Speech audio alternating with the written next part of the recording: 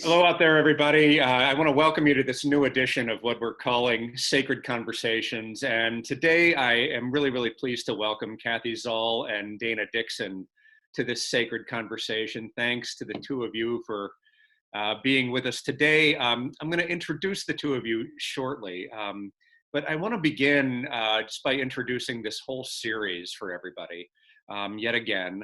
And by saying that, I hope all of you are well out there. I hope that you're not going too stir crazy. I hope you're finding ways to use this really strange and unsettling time somehow to your advantage, focusing on things that might ordinarily be overlooked in your life. When we began this series a number of weeks ago, it was with the conviction that a whole lot is going to be required of us in this time, and that we would need to draw on our deepest emotional and our deepest spiritual resources to get through this well. And one of my favorite writers in the world right now is a writer named Rebecca Solnit. And she notes that how we often categorize our emotional life is to place things into things along a spectrum that make us happy on one end and sad along another end, with things falling in between those two poles. But then she argues that it might be better to align our emotional lives and our spiritual lives along a spectrum not of happy and sad, but of shallow and deep. And many of us, I think, live a large portion of our lives remaining in fairly shallow waters. But I think this is a collective experience that's requiring of us, asking of us to explore deeper waters. Which is both more difficult, but also a whole lot more meaningful and perhaps more fulfilling as well. And these conversations are meant to encourage all of us to explore those depths where meaning, where purpose, and where other significant things take place. Now, in the past few weeks, we've talked about some sacred theological stories that are important to all of us. We have talked about health and wellness practices that are important in keeping us sane and whole in this time. And we've talked about the importance of words, and especially poetry, in addressing this moment of crisis. But today what I want to do is to pivot and to talk to two wisdom keepers in our midst about their work in caring for the homeless and the poor in our region. COVID-19 has magnified the challenges that were already present in sheltering the most vulnerable among us, and it has dramatically exposed the gaps that were already present in our social safety net. Both Cathy and Dana are doing what I think of as heroic work in keeping the homeless hospitality shelter in New London open during this very difficult time, and in helping to ensure that people receive the goods and the services that they need the most right now. Cathy Zall is a minister in the United Church of Christ. She was a minister here at FCCOL for about 5 years. What were the years, Cathy? Do you remember? A while ago. 14 years ago. About 14 years ago. And she is known and loved by our community. She wound up leaving Old Lyme in order to create the Homeless Hospitality Center in New London, where she currently serves as the director. So Cathy, again, it's really good to have you with us for this sacred conversation. And Dana Dixon is a member of our community. She is the director of health services at the Homeless Hospitality Center. She's been doing that for about 13 years now. And Dana, thank you for the work that you're doing, and thank you for being a part of this sacred conversation. My pleasure. All right. Well, I guess I want to begin, as I've begun some of the other conversations that I've had on this site, by just asking the two of you how it's going for you and how it's going in your homes, in your lives, as we all navigate this really strange and perplexing and difficult time. Well, I guess I would just start out by saying it's just such a kind of a roller coaster of sadness and just the loss and so many things that we can't do that we used to do. But on the other hand, I have to say honestly, for me, I have the ability to feel like I'm doing something. And so while it's never enough and you always are thinking, am I doing all that I can? I have to say that I feel very engaged and very alert. And so that's helping me. I mean, I have something to do all the time, and I think that helps keep me sort of focused and feeling like there's just something I can do. So that's helping. Well, it's a great gift to have that kind of daily tasks and very, very important tasks laid out for you, for sure. Dana, how about you? Also a bit of a roller coaster. My job I'm doing now from home, doing some organizing of various things at the shelter. So it's very different for me than it was a week ago when I was on site and deeply engaged with the individuals there. A lot of my work I can actually do by phone, the interfacing with the hospital and the nursing homes and the Southeastern Mental Health and the VNA, et cetera, et cetera. But it's very different to be doing it from my dining room table. And of course, there's the family concerns. I have a 92-year-old mother in a independent living place, and I worry about her. And my daughter's a nurse at a busy hospital up in Boston. Oh my gosh, yeah. So there's that whole side of it as well. Yeah. So trying to stay connected with family and being supportive and not worry is tricky. Right. Yeah. No, it's very tricky. Well, I wish your mother and your daughter really, really well in this time. It's Thank you. Yeah, that's yet another level of anxiety added to this whole thing. I'm intrigued to hear you say that you were working on site up until this past week. Yeah, I guess this is the beginning of week 2 for me. And I know we're going to get into the details of how it's going at the shelter, but part of it for me was I run the respite center, which is a 8-bed unit for folks coming out of the hospital in regular times. And before we had our offsite center open and running, we had opened up the respite center in anticipation of COVID patients needing isolation. Okay. So that had shifted my work somewhat. Yeah. And have you found that to be the case? Have people needed to use that site coming out of the hospital with COVID cases or going into the hospital? Not yet. I mean, I'm sort of feel like we're putting the cart before the horse here, but so the city and the shelter and a group of very supportive folks have opened a site not at our center. It was an old nursing home that had been closed for a couple of years and now is open and has 14 beds ready for folks that may be almost coming out of the hospital. Our shelter, the domestic violence shelter, the Covenant shelter, the upper part of the county, briefly, if they have something, they're going to be opening their own site, but until that's up and running, we will support them. And then folks that are living in tents outside. Oh. And the one patient we have had was actually a young man that was living outside. And wow. So we've had very limited, knock on wood, use yet, but we are so lucky and fortunate to have the capacity ready, because I think we're going to need it. Yeah. Okay. Well, let's circle back and start from the beginning. Let's talk about let's talk about the shelter, but let's talk about how things changed at the shelter after COVID-19 became a serious health crisis for all of us. So how many folks were you serving prior to this outbreak, and then how did things change as a result of this, and when exactly did things change? Well, I think just to start, that really the situation at the shelter was really no different than any of us experienced. So as we all became aware that we had to be practicing social distancing and started to adjust to that, the shelter had the same issue. The difference is that in the shelter, we had as many as 50 people in a relatively small space, quite close together, which we had always done because we didn't want to leave people outside, right? So we were closer than any of us would have liked.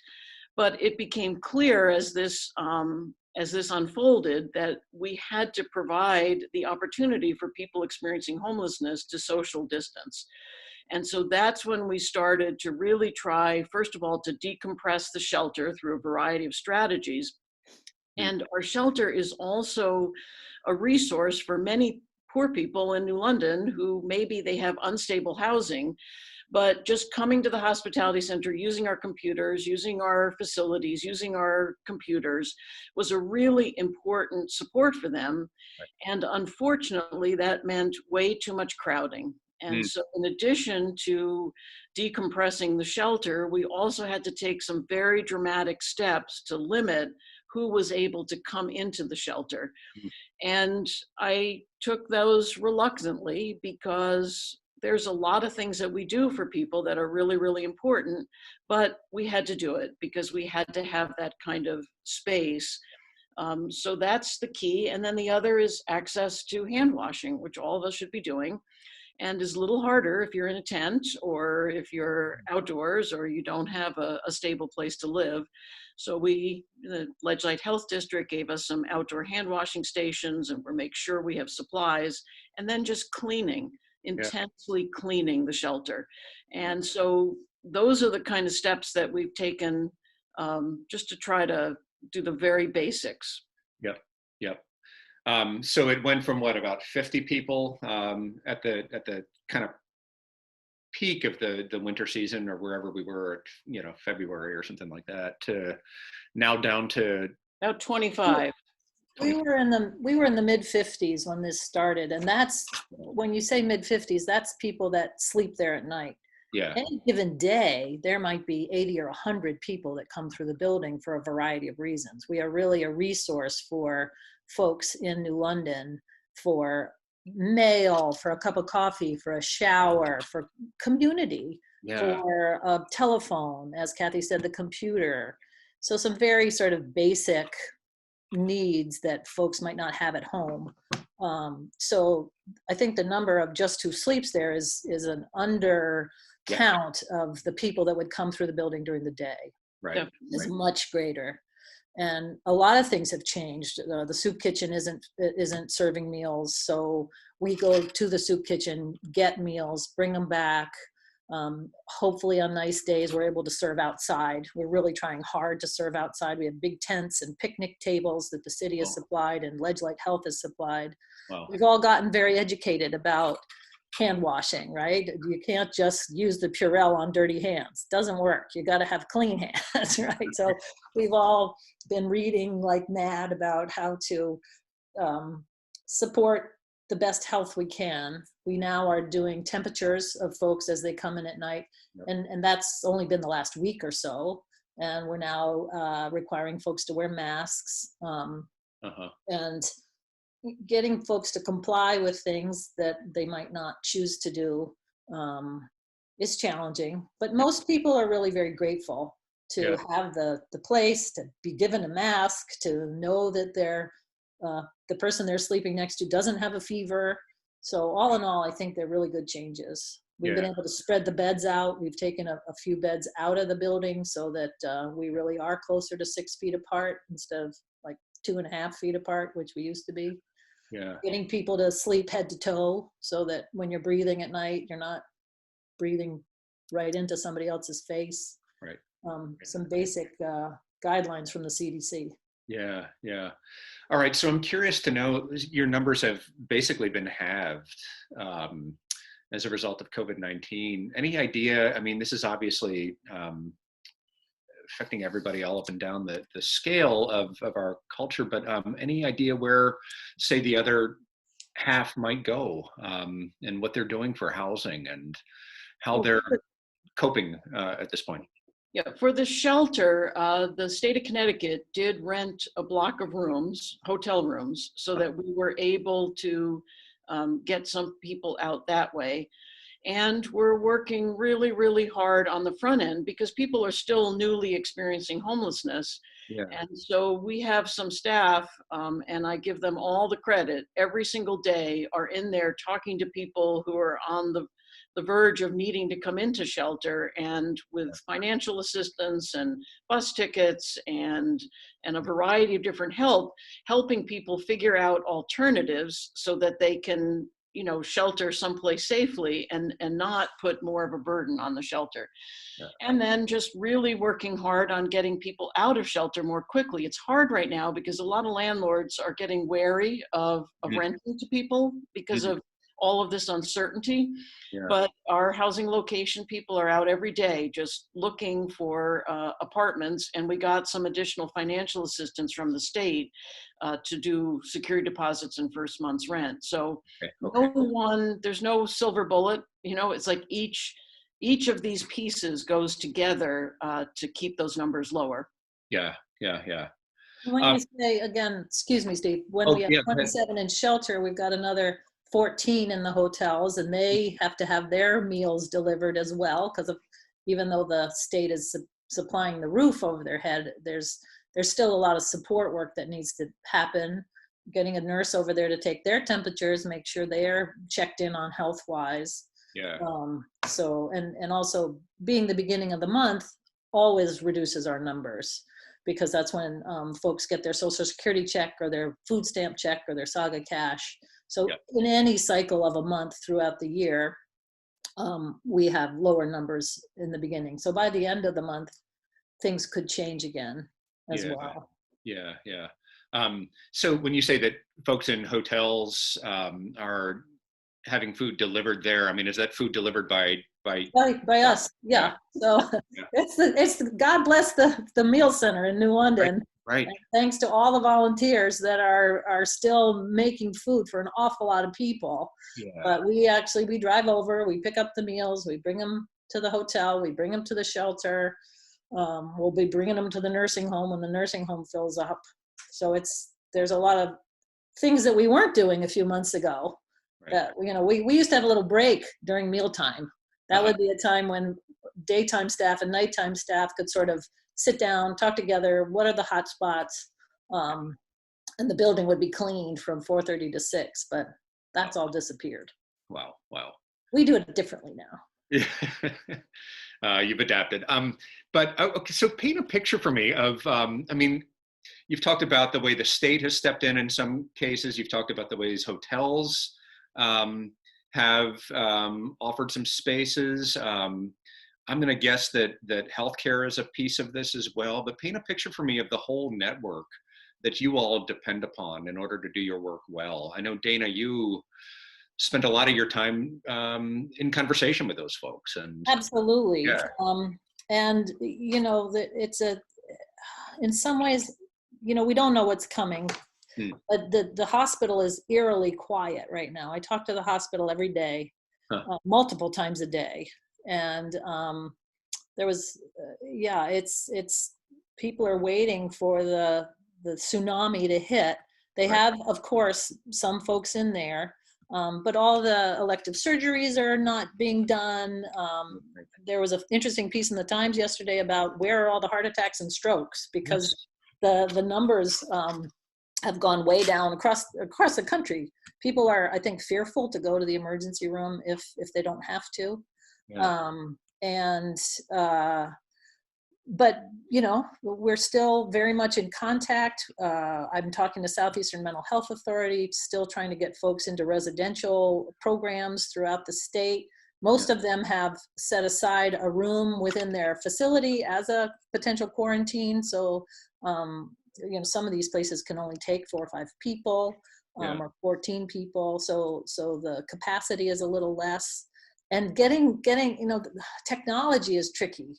So you've got all these, some state agencies, some nonprofits, some small nonprofits, some big nonprofits that all have their own rules about how they're allowed to communicate now by technology, and it doesn't always go smoothly. Yeah. So, for example, we had a young woman who's been living outside now. Her choice, she comes into the shelter occasionally and has got a challenging relationship that she's in and ends up staying out quite frequently. But she was supposed to be going into one of these residentials, which she was excited about, but the intake, she has a flip phone, an old-fashioned flip phone, and so the agency that needed to intake her sent her a link similar to what we're using, different platform, and her phone, they could see her, but they couldn't hear her. So then that gets pushed out a week, and we've got to figure out a phone that she can use. It's not rocket science, it's problem solving. Yeah. So a lot of what I'm doing is problem solving and trying to talk with the different players and figure out how to effectively connect people. Yeah. And it sounds like you've spent much time building those relationships over the years. So that Absolutely. Now they're in place. My contact list is gold. Yeah. I know who to call. Yes. And I've got the names of it's very cooperative, thank goodness. Yeah. So that's a blessing. Yeah. I just want to just sort of piggyback on the relationships issue. Yeah. I know you talked about that earlier. How critical that has been, because if I even think back to when we started, there was a lot of controversy between us and the city, and look where we've come 14 years later, where the city, the mayor and the fire chief, stepped up to get us this nursing home that's going to allow us to provide isolation space. The health district, the community health center, the visiting nurses, the volunteers, the public works. I mean, it just has reinforced for me so vividly how relationships are the foundation of change and of addressing these kind of issues. And they don't get built in a day. They don't get built from the top down. They get built from the bottom up. And so I'm just so grateful that we've had that opportunity over all these years to build those relationships, because they're really coming in handy, critically handy now. But Cathy, you were saying that it all comes back to relationships for you as well. Yes. Yeah. Say more about that. Say more about that. Yeah. Well, again, I think this is sort of a bigger issue, but I think that this sort of idea of being interrelated can seem so abstract and so, like some kind of a spiritual mantra, and I'm just more and more convinced that that's the fundamental sort of glue of the universe is relationships. And I'm just hoping that somehow we can all start taking that a lot more seriously than we have, because that's what's going to kind of save us and position us to survive these kinds of crises. Yep. And it may in fact be that this is a gentle crisis compared to what could emerge in the future with climate, Who knows? With any number of things. We have, many of us housing, many of us have food, many of us have electricity, running water. So for the most vulnerable in our population, obviously this is affecting them in a different way, but for many of us, this is quite gentle when it comes down to it. Well, and we're all connected in the sense that what happens to the poorest people in our community is going to impact in a very real way in this epidemic, all of us. And so to me, it's just a very, very visible sort of evidence of what's true below the surface as well. Yes. Yeah, amen to that. So let's talk a little bit about, we talked about the relationships that you have cultivated and have called upon, like in the New London area. I'm wondering if, we have this relationship with the Homeless Hospitality Center here at FCCOL, which has been very, very important to our community over the years. And I'm wondering if there are ways that we here in this community can be in relationship with all of you at this point. What are ways that members of this community might be able to help if they feel so called? Well, obviously, the financial support that we've received from the community has been absolutely critical, and we're so grateful for that. Yeah. I think the other thing that we're going to need to emerge on the other end of this is how people can safely volunteer, because there are going to be a tremendous number of needs of people, that even as simple as people who are not computer literate and are going to need help applying for their stimulus check, or they're going to need help with advice on how to navigate a lot of things that are ahead of them. Yeah. And I am just hopeful, and I think the United Way is trying to step something up, and that we can gradually at least identify people who either feel that they have immunity because they've been sick, or they're in an age group where they feel comfortable, or they're willing to work remotely, by computer or however. And I think we're really going to need to figure out how to let people step up and help, because I know a lot of people will want to do it. And so maybe the church could be helpful in thinking about how we could do that. Sure.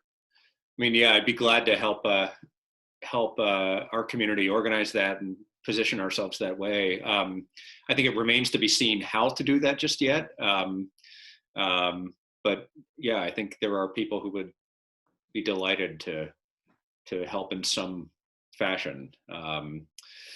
How about food? I mean, is that something that is an ongoing need, and is that a way that people could help from here, having food delivered to the hospitality center or to the food pantry? Or so the meal center is covering almost all of the meals. We do have volunteers who are dropping off food, and that's just a very straightforward, you drop off the food, we take it and we serve it. Yeah. And that's through our website, through our volunteer coordinator. I think we have those covered, but on our website, nlhhc.org, our volunteer coordinator's name is Sarah Offner-Seals. If there's somebody that might want to drop off a meal for one of those, that could be helpful. Okay. Yeah, so folks can go to the website and they can see some of the ongoing things that we always need, I think, are also listed there. Okay. But obviously, gloves, coffee, the ladies who stitch are making us some masks, God bless them. Yeah. And now that we're asking everybody to wear masks, we all have a constant influx of people, so there's a constant need. Yeah. Cleaning supplies are hard to find. Gloves, a lot of places only let you buy a box or two at a time, and we need, dozens and dozens. So, if people aren't supposed to be out and about, but if they happen to be out and about, and some gloves, grab them. Some gloves. Yeah. Well, yeah, it's an ongoing need. Well, good. That's helpful to hear, and I hope that folks who might be watching this might get onto the website and see if there are ways that they can help. I mean, I think a lot of folks appreciated. Yeah, a lot of folks staying at home right now are looking for ways to be active and looking for ways to be engaged. And I think one of the luxuries that Cathy, you mentioned, Dana, you mentioned, and that I feel is that we are engaged right now. And so that might be a way to help people to feel engaged. Well, here's another question that I have for both of you. In your wildest, best, most hopeful dreams, what would you like to see happen as a result of this COVID-19 crisis? What could happen as a result of this in the best of all scenarios? I mean, I think we're in the midst of Holy Week right now, and in a way, as a world, as a culture, we're in a kind of tomb. What coming out of this might be ways that we might achieve a new kind of life? I don't mean abstractly, I mean in the work that you do and the needs that you see out there. So let me answer that just first, Cathy. I think what I would think about is, I hope that this can shine a light on the inequities of poverty and the inequities of race in our country, because it's very clear that poor people and people of color are dying at a much higher rate than those with more resources. And that's just unacceptable. And so I'm hoping that at some level, a nation can look at that and say, we really do need to address this, that there needs to be more equity in healthcare, that the social determinants of health are absolutely vital to address. And in terms of housing, if we can decompress during a crisis, we can decompress. End of sentence. How do we do that? We get, hotels are a short-term problem answer, but getting people into housing more rapidly, getting people out of shelter or not coming into shelter at all, they're really good ways to do that. We know how to do that. Yeah. And to have the resources to make that happen would be my wish. Yeah, that's great. Yeah, Cathy, how would you?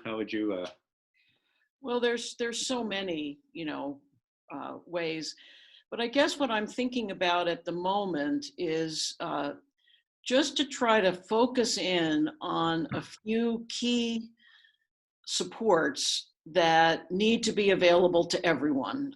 Obviously, healthcare is one of them. Our healthcare system, our healthcare patchwork. But I just hope we could come out of this with some kind of national consensus on healthcare as a right. And then, even sort of simpler things like the internet, the ways in which this has just shown me so vividly. If you don't have internet access, you are really disadvantaged, whether you're a student, a young person who needs to school from home, or whether you're a poor person who needs to apply for benefits. And just to really start thinking about, what do we need to do about that? And, obviously the bigger picture is that some of the things that Dana, I would echo, access to housing and really a commitment to effective strategies. I have to say that I've always been a bit frustrated that I didn't feel like the state, even the investment that they do make, was really intensively investing in what works. Right? I mean, we're just looking for stopgaps so often, and hopefully we can take a little more, hard-nosed look at what works and how can we invest more in that. That's maybe a little overly optimistic, but I can't help it. But I think that's the kind of imagination that we need right now, as we sit in this kind of tomb, in this kind of let's call it Holy Saturday space, to be able to imagine what might it mean to emerge from this, and to emerge from this in a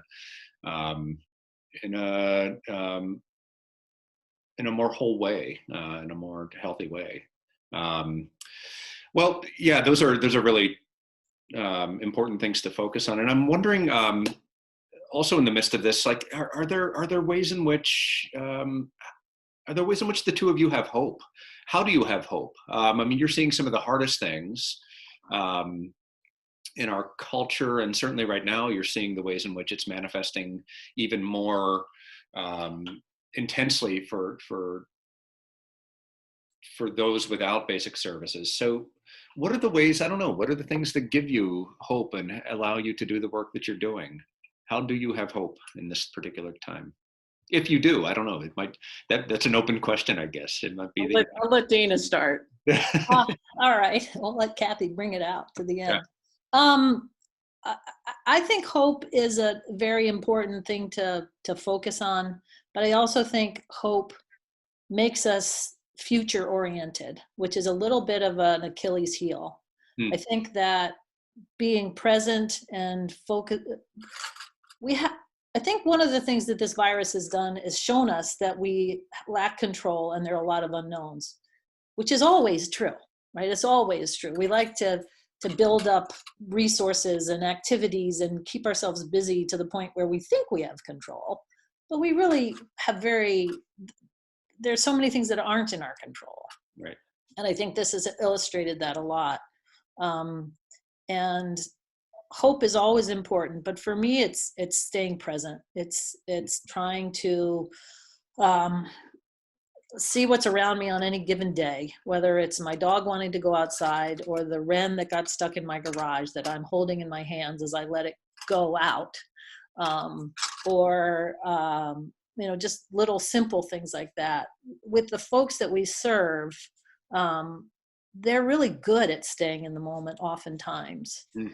And I don't know why that is, and maybe that's a generalization, but I find it to be true, and I miss them very much not being there.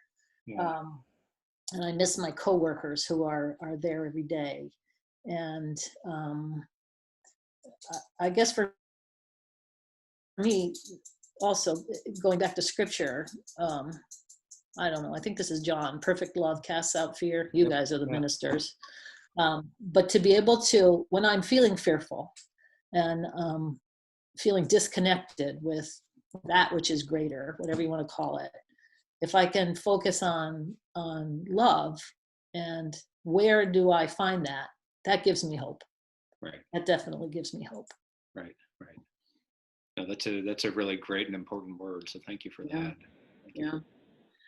So, I mean, it's really somewhat similar. I don't see hope as being future oriented as much as a perspective, which I think is deeply informed by my faith that God is always working for the good, and that God is always seeking in every moment to break into our reality with love, with peace, with justice. And so I just would echo, I guess, what Dana's saying is to stay very, very present to the moment, but to stay present to the moment in the open expectation that God can always do new things. And that's not, God from a distance kind of reaching in. It's really God empowering each one of us through the Spirit of Christ, if we use that terminology in the Christian tradition, that's in every one of us, right? And so every one of us has the opportunity to channel that power that is God, that power of life. And that's what's hopeful to me. And people do it in all different ways. They do it in small ways, they do it in big ways. But maybe if we open ourselves to that power of transformation, which is to me what resurrection is not a body brought back to life. It's a prototype, a sort of an insight into the reality of God doing new things. Yes. Maybe we'll exercise that muscle a little more. Yes. And we'll get a little more real about faith and about what it really means. So, who knows? Maybe if we all try it a little harder and be a little more open to the Spirit, we might see some things that we didn't expect. Yeah. No, I think that's a beautiful word for, just a beautiful word to bring the conversation in for a landing. But a beautiful word for this particular moment that we're in right now. It's really, really helpful for me to hear. I think it'll be helpful for everybody who's watching this and listening to it. So I want to thank both of you for those insights. Before we end, is there anything that we didn't talk about that we should have? Anything that I didn't ask that I should have? Anything that you want to say that we didn't cover that's worth mentioning right now? No, I just want to thank you, Steve, and so many members of the church community for just being there over all these years and just being a voice of compassion on so many levels. So I just want to thank you and really the whole church community for all that you're doing. Yeah, ditto that for me. Very much so. The church has been a huge support. Much appreciated. Well, know that we are great admirers of the work that both of you do, and know that I am incredibly grateful. Hello, buddy. Yeah, know that I'm incredibly grateful to know that you're out there, to know that you're doing this work, and I just think it's really powerful. So thank you for being a part of this conversation, and bless you and all that you do. For all of you who are watching this, I do want to remind you, please go online, and if you're so moved, have a look at the Homeless Hospitality Center's website. And if you'd like to cook a meal, if you'd like to donate gloves or masks or anything like that, know that that's an opportunity that's there. But do keep the Homeless Hospitality Center and all of the folks who work there in your prayers, because It is risky work at this point, but it's also very, very essential and powerful work. So Dana and Cathy, thank you, thank you, thank you. Thanks, Steve. Take care. All right, you're welcome. You're welcome. All right, I'm gonna have the two of you sign off. And for everybody else that's out there still watching, I'm gonna close this episode by playing a song from John Prine, who we learned died last night of complications, as they say, from COVID-19. John Prine was one of our stellar songwriters in the United States from 1971 on. And I want to play a song from his most recent album from 2018. The album is called The Tree of Forgiveness. The song is called Summer's End. And so what I'd like to do is to close with that song. It has the refrain, "Come on home, come on home, you don't have to be alone." And given the conversation that we've just had, I think it's appropriate. Here's John Prine, Summer's End.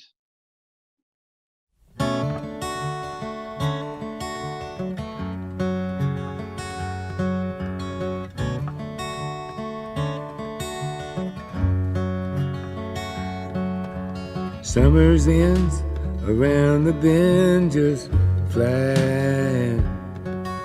The swimming suits are on the line just drying. I'll meet you there for our conversation. I hope I didn't ruin your whole vacation. Well, you never know how far from home you're feeling until you've watched the shadows cross the ceiling. Well, I don't know, but I can see it snowing. In your car, the windows are wide open. Just come on home. Come on home. No, you don't have to be alone. Just come on home.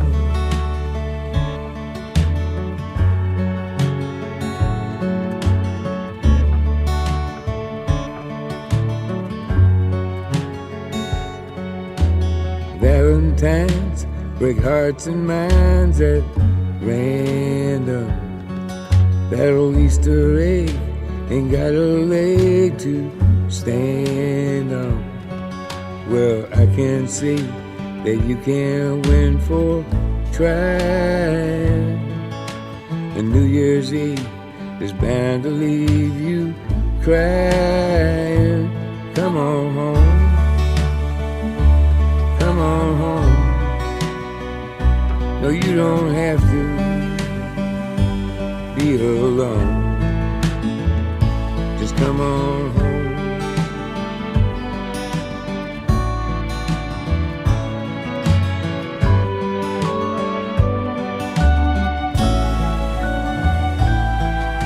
The moon and stars hang out in bars just talking. I still love that picture of us walking, just like that old house we thought was haunted.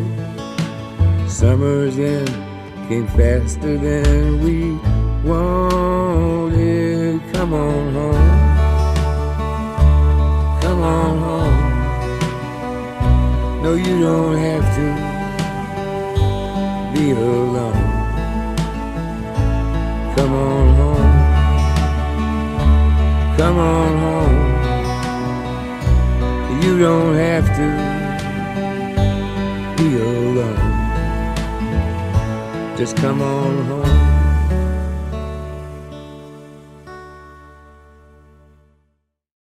All right, that brings another of our sacred conversations to a close. I hope you're hanging in throughout this Holy Week. I hope you're staying connected, staying healthy. I hope you're finding ways to express and to feel some love in this time of Corona. I love you. We love you. And I will see you soon. Take care. Bye.